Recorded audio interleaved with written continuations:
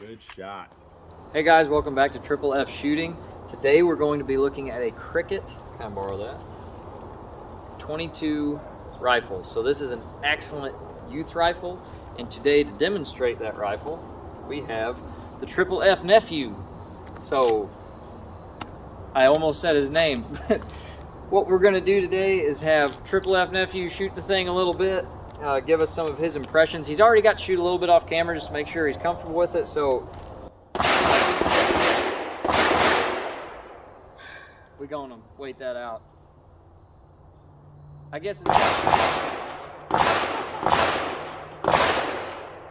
and scene.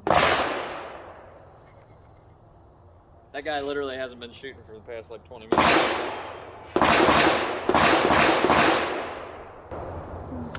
It's all right, we have editing equipment. Okay, ready? All right. So, Triple F Nephew, what do you think about the Cricket 22? Well, I'm very happy about it, and I love that it's a bolt action, and it's very fun to use. You like the bolt, swinging it open and loading it? Is there anything you don't like about it? Well, it's very hard because it has a little thing that's a little... It has gun a bolt. lock? Yeah. Yeah, if you hit the gun lock and you don't have the key, it's shut down and you gotta go home and get the key. So bring the key with your Cricket. Anything else? Not really. All right, well then we're gonna go shoot the thing. Good shot. There you go. Oh, oh, oh. Yeah, it's not as easy to load.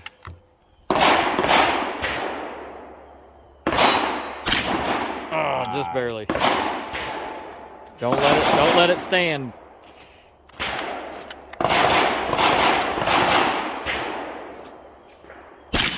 Nice. Hey guys, we are back downstairs to do the tabletop portion of the Cricket by Keystone Arms. This particular rifle has quite a few advantages if you are training a young shooter. Then there's a few cons to it, but we'll go over the whole thing. As you can see, it's super tiny, so we won't have a whole lot of movement on the table, which is kind of nice for me. But as you can see in that video, this rifle is fairly easy for a young person to handle, and that's kind of the whole gist of the rifle.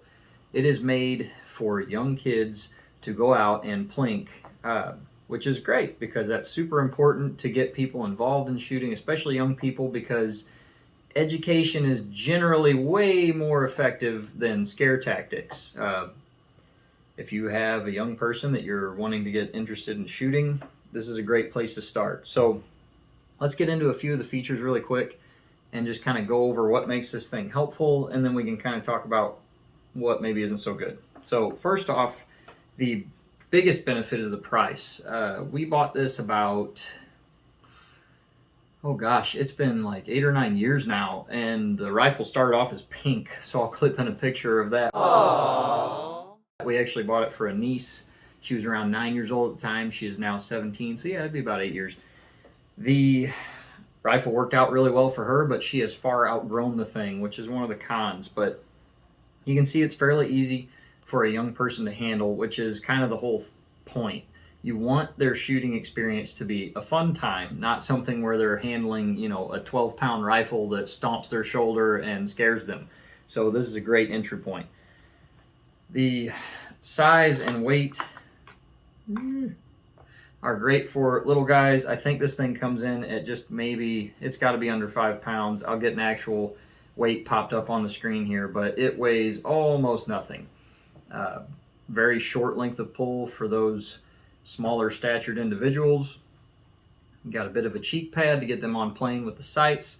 The sights are very easy to use because they are peeps. I would argue that that's probably the simplest way to get a young shooter to understand how to work that sight, rather than going with your old school pistol style or open sights where they have to figure out how to align everything and then hit their target. They just look through the peep. When they get the pin centered up, they can shoot and generally make a hit.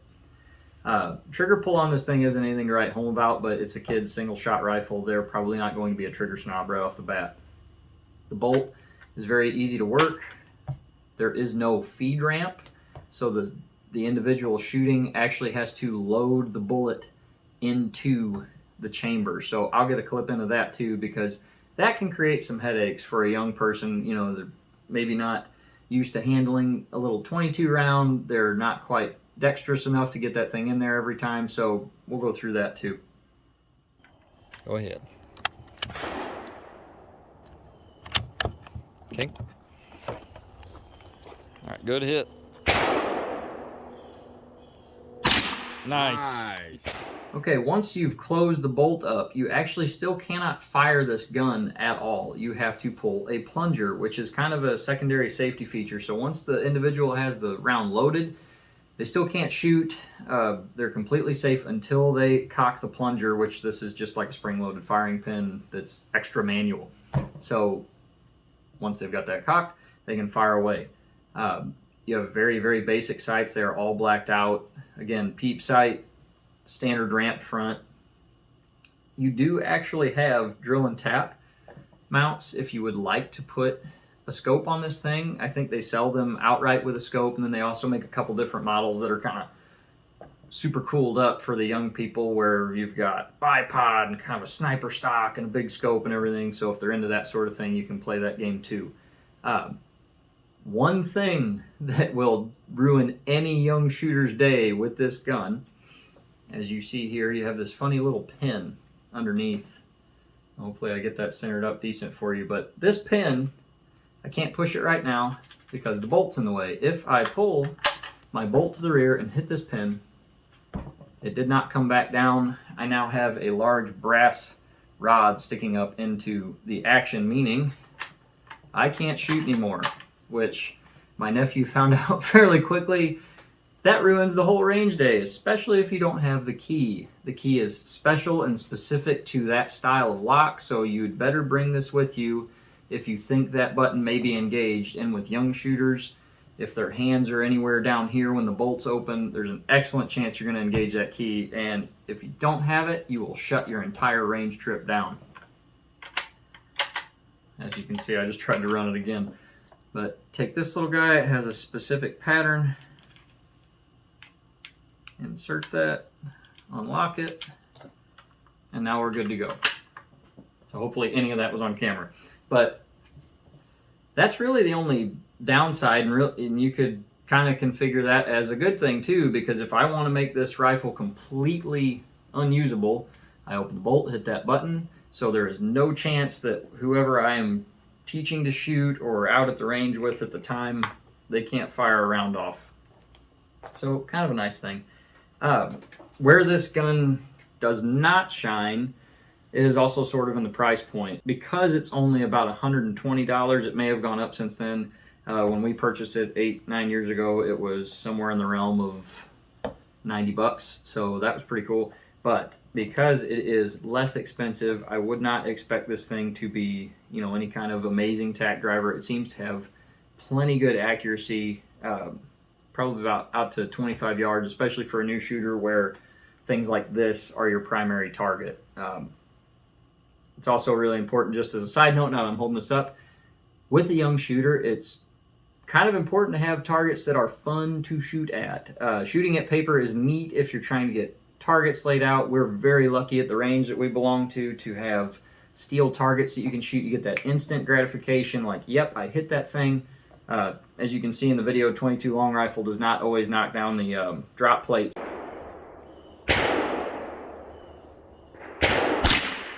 Yeah, you hit it. Trigger pull is awesome.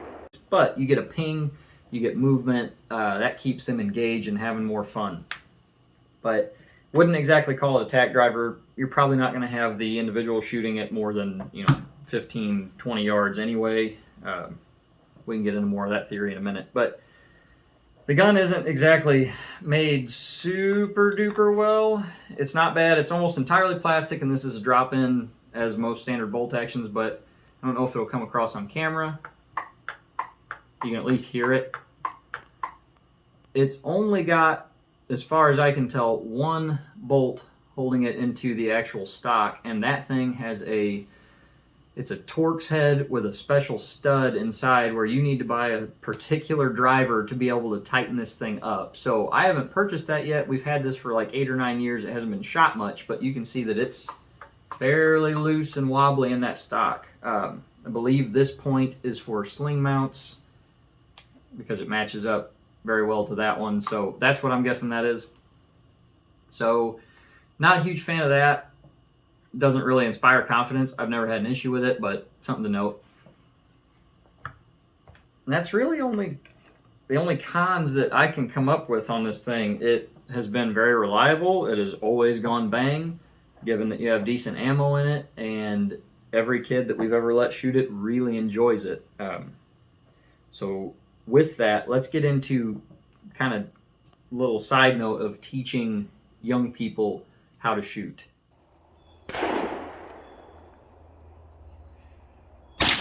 Low. It's all right.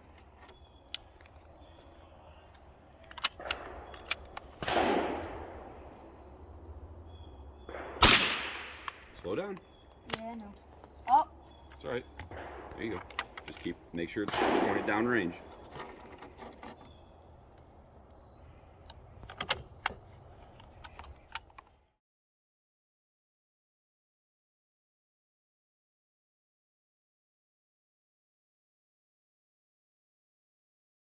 All right, so a few of the things that I like to do when I'm teaching really anybody that's either new to shooting or hasn't shot very much, there's kind of a little laundry list of things that I like to go through with them before we shoot, and then things that I personally like to make sure that they get to do when they're out shooting. So first off, especially with new shooters, well, really everybody across the board, new or very experienced, safety is paramount. You do have to make sure that the individual that you're shooting with knows what the rules are, even the rules specific to the range you're on, because those can be slightly different. But the main safety rules in general, where treat the rifle as it's loaded, no finger on the trigger, know your target. It's very important to kind of keep the ammo away from them while you're getting set up and showing them how the thing works. And then it's also really important, if at all possible, to have a very controlled environment where the ammo is under your control. You have kind of a shooting lane, or at least a space on a table. With a really new shooter that's never really done it, it's nice to shoot off of a bench a few times first, just so there is no handling issues. They're not waving the gun around, things like that. As you can probably see in the video, when you have a 9-year-old out there shooting, they can get a little bit handsy with the thing and start waving around. So got to keep the muzzle pointed in a safe direction, but make sure that, again, everybody you're shooting with knows the general safety rules and adheres to them as best they can. People mess up, but we want to make sure that those mess ups don't happen, because messing up with something like this can be catastrophic.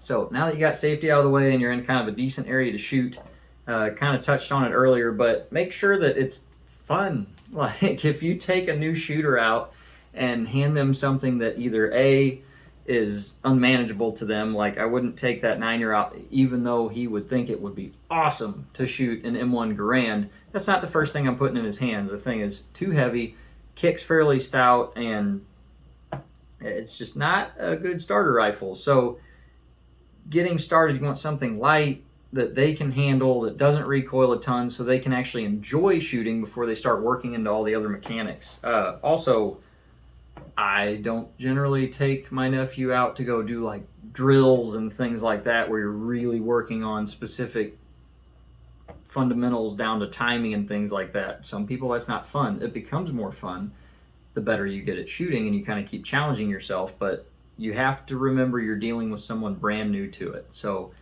keep safety first, but second, it should be entertaining to them. It should be something they like to go do, not beating them over the head with, different tips and mechanics and things like that. As long as they're being safe, let them start off how they're going to start off and just work the tips in.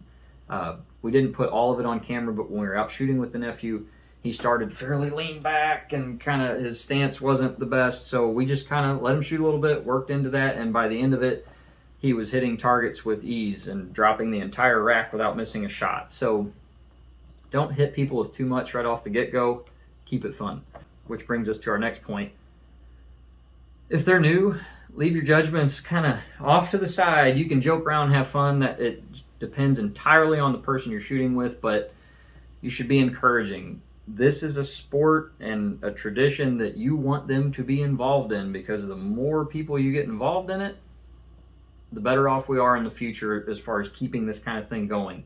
So you want this to be enjoyable, you want them to have a good time, and you want them to want to come back. So making fun of them or handing them a double barrel 10 gauge and saying hit both triggers and watching them fly on their back, that's about as irresponsible and stupid as I think you can get. I think that's unfair to the new shooter. It doesn't help anyone that likes to shoot in any way, shape, or form. So, you know, keep that for the stupid fail videos that are already existent. I wouldn't do that with anyone you actually want to enjoy this sport. But lastly, don't put too much time into your range sessions. If the person wants to be there, awesome. But if you take out, you know, the first time we went out and shot, I didn't bring anything but this rifle and 22 ammo. I didn't take anything for me. I just took him.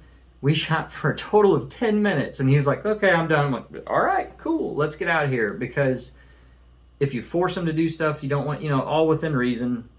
If they tell you they want to go out and they literally walk out 3 seconds later and say turn around, it's like, no, we're going to do a little bit, but don't force a new shooter into things that they really don't want to do, because it takes away that fun factor, takes away the desire to want to come back. So just keep all those things in mind when you're shooting with young people. I've been rambling on for at least 10 minutes now, so we're going to go ahead and chill it out. But again, the Cricket rifle makes an excellent training tool for a small shooter. Obviously, this thing is tiny. If I go to shoulder it, I'm about as compact as I can possibly get. I feel like I'm shooting a paintball gun or something. You can still do this, but this is specifically meant for young shooters. It's not really going to grow up with them. That's our final con that I forgot earlier. Like I stated, the first person to shoot this thing was my 8-year-old niece. Now it's my 9-year-old nephew that wants to shoot it a few years later. So it does not keep going with the individual. There's nothing modular about it. I can't continue on with it. So this maybe isn't the perfect choice for a youth rifle if you're wanting them to grow up with it, but it is an excellent choice to start a brand new shooter. And as new children are growing up and things like that, you can kind of keep handing this thing down, and a little coat of paint on plastic never hurt anybody. So with that, thank you for watching Triple F Shooting. I will see you guys in the next video.